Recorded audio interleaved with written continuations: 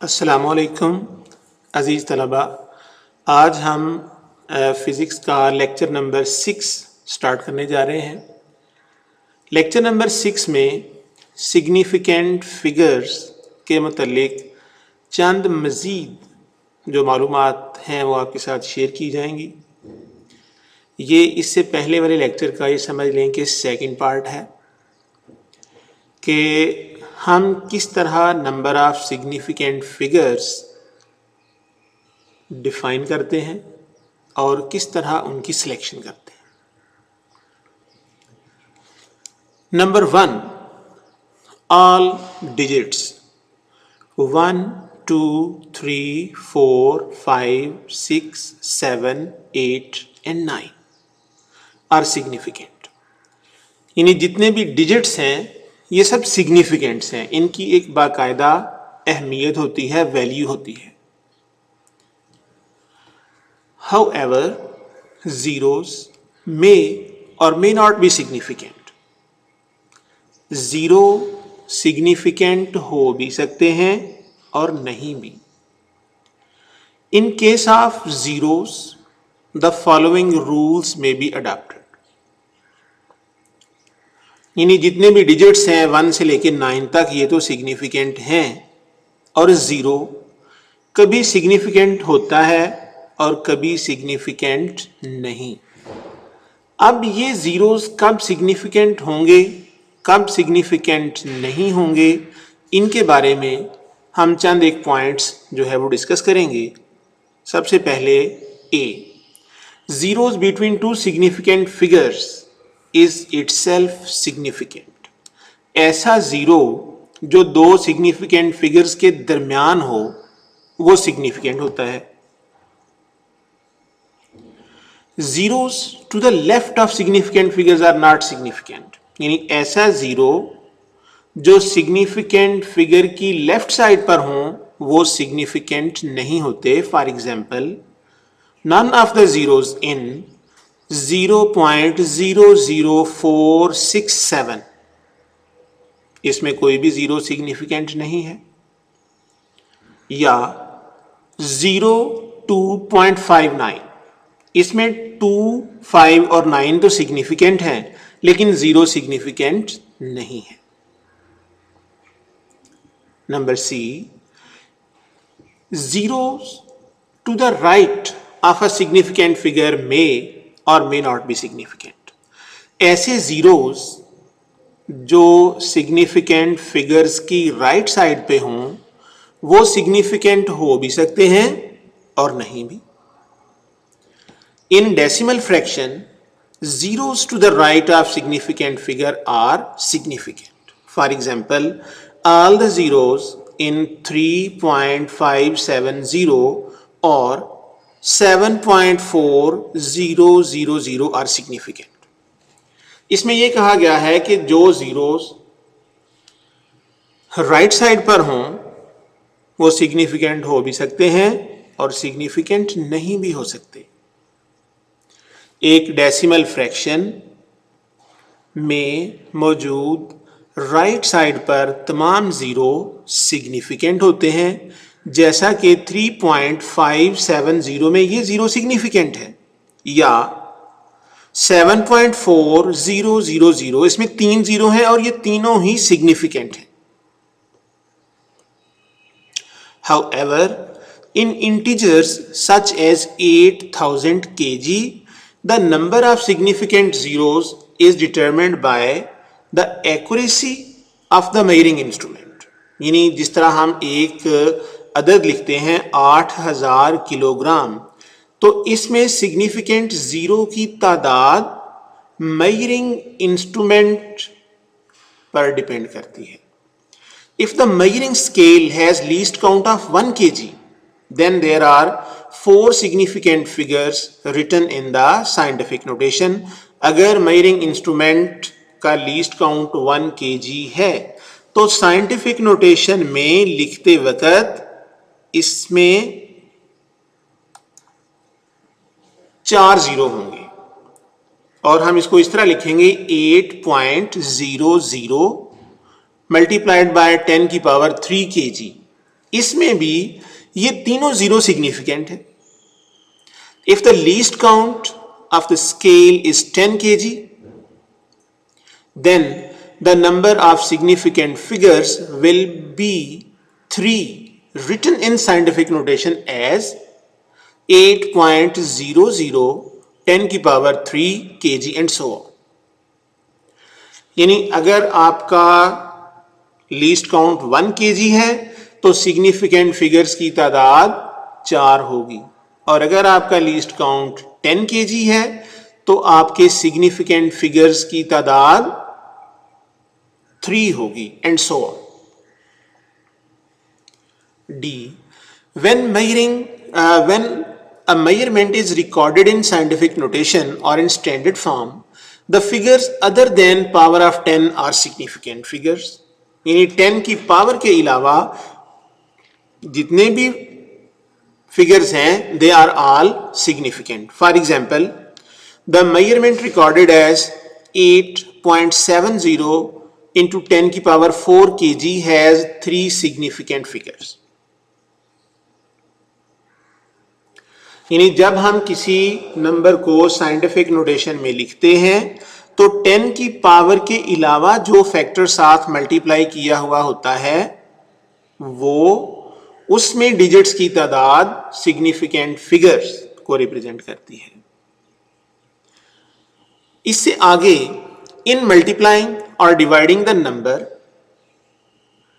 Keep a number of significant figure in product और quotient not more than that contained in the least accurate factor. The factor containing least number of significant figures, for example, the computation of the following using calculator gives.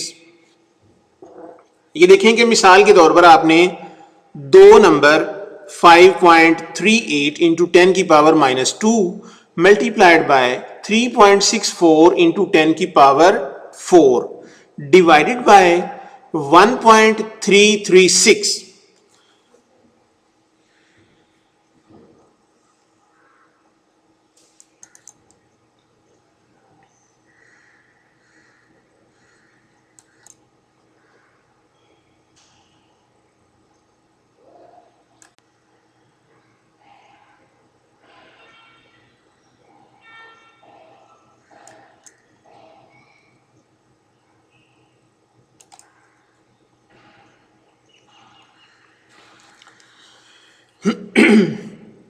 आपने दो नंबरों को multiply कर दिया और तीसरे number से आपने डिवाइड कर दिया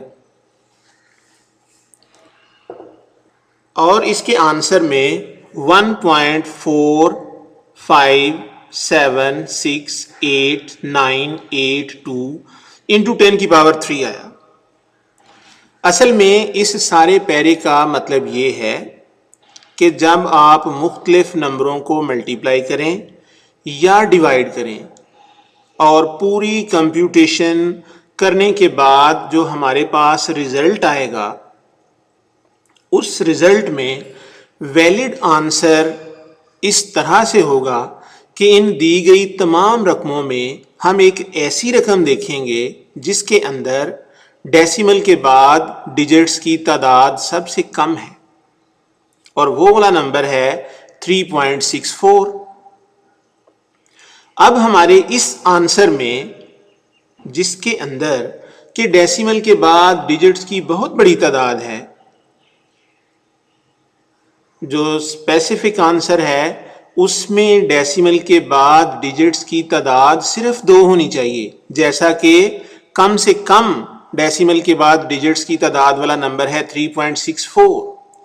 इसमें डिजिट्स की तादाद डेसिमल के बाद सिर्फ 2 है, तो हमारे आंसर में भी डेसिमल के बाद डिजिट्स की तादाद सिर्फ और सिर्फ 2 होनी चाहिए. इसका मतलब है कि 1.45768982 इंटू 10 की पावर 3 में 7 जो नंबर है इसको डिलीट हो जाना चाहिए और जो 5 है उसको रह जाना चाहिए. यहां इसके बाद फिर एक रूल है कि अगर डिलीट किया जाने वाला नंबर 5 से बड़ा हो तो जो नंबर रिटेन होगा उसको हम एक दर्जा बढ़ा देंगे, यानी 1.457 must be deleted and 5 must be retained.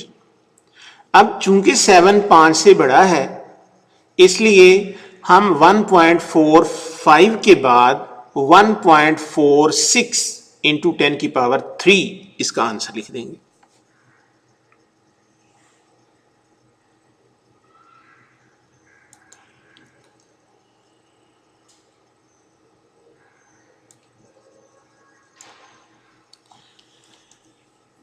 अब यहां पे इसके जो 2-3 रूल हैं वो इस तरह से बयान किए गए हैं। If the first digit dropped is less than 5, then the last digit retained should remain unchanged. इसका मतलब है कि ड्रॉप किया जाने वाला डिजिट अगर 5 से छोटा हो तो रिटेन किया जाने वाला डिजिट वैसे का वैसा ही रहेगा। If the first digit dropped is more than 5, then digit to be retained is increased by 1. अब ऐसा नंबर जिसको हमने ड्रॉप कर देना है वो 5 से बड़ा हो तो पीछे वाला नंबर एक दर्जा बढ़ा दिया जाएगा, और अगर ड्रॉप किया जाने वाला नंबर 5 से छोटा हो तो रिटेन होने वाला नंबर वैसे का वैसा ही रहेगा। और नंबर सी, अगर ड्रॉप किया जाने वाला डिजिट 5 हो, यानी 5 से बड़ा हो ड्रॉप किया जाने वाला तो पिछला एक दर्जा बढ़ा देंगे, 5 से छोटा हो ड्रॉप किया जाने वाला डिजिट तो पिछला वैसे का वैसा ही रहेगा। और अगर ड्रॉप किया जाने वाला डिजिट बजाते खुद 5 ही हो तो उससे पीछे अगर इवन नंबर है तो वो वैसे का वैसा ही रहेगा, और अगर ऑड नंबर है तो वो एक दर्जा बढ़ा दिया जाएगा। जैसे 43.75, अब इसमें डिलीट किया जाने वाला नंबर 5 है और रिटेन किया जाने वाला नंबर 7 है। डिलीट किया जाने वाला नंबर 5 और 7 चूंकि ऑड नंबर है इसलिए इसको हम राउंड ऑफ ऐसे करेंगे जैसे 43.8। नंबर 2 56.8546। अब यहां नंबर 2 पे डिलीट किया जाने वाला नंबर 5 है और रिटेन रहने वाला नंबर 8 है, और 8 चूंकि इवन है ये वैसे का वैसे रहेगा। नंबर 3 73.650, रिटेन किया जाने वाला नंबर 6 है, डिलीट होने वाला नंबर 5 है, तो चूंकि 6 इवन है ये वैसे का वैसे ही रहेगा। और इससे अगली एग्जांपल में 64.350, इसमें डिलीट होने वाला नंबर 5 है और कायम रहने वाला नंबर 3 है, तो लिहाजा 3 चूंकि ऑड नंबर है इसको हम एक दर्जा बढ़ा देंगे। ये बात याद रखें समरी की फॉर्म में कि अगर हमने किसी नंबर को डिलीट करना हो और वो 5 से बड़ा हो तो पीछे वाला नंबर एक दर्जा बढ़ा देंगे, और अगर डिलीट किया जाने वाला नंबर 5 से छोटा हो तो रिटेन रहने वाला नंबर वैसे का वैसा ही रहेगा, और अगर डिलीट होने वाला नंबर 5 हो बजाते खुद और रिटेन होने वाला नंबर अगर ऑड है तो एक दर्जा बढ़ा देंगे, इवन है तो वैसे का वैसा ही रहेगा।